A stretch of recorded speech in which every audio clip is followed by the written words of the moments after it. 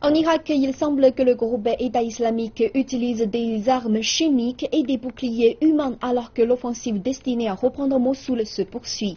Les officiers militaires qui conduisent ces attaques estiment que l'opération pourrait prendre des mois. Par ailleurs, c'est en masse que les civils fuient la zone.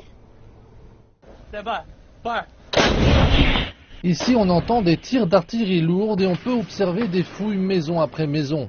On estime que cette lutte vise environ 5 à 8 000 militants du groupe État islamique.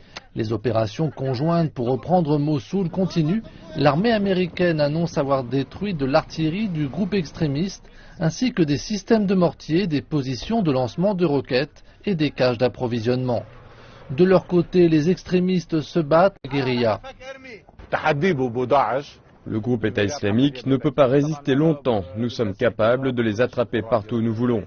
Nous avons seulement besoin de temps. Le groupe État islamique ne peut pas rester fort face aux forces Peshmerga, et c'est ce qui compte. Il est possible que le groupe État islamique ne puisse pas résister indéfiniment, mais ses combattants continueront à se battre de façon non conventionnelle, peut-être en utilisant des armes chimiques, des boucliers humains ou en piégeant des quartiers entiers. On fait état de combats acharnés. Les responsables kurdes affirment que les islamistes ont fait exploser au moins 2 bâtiments du centre de Mossoul et d'ajouter que des civils fuient la région.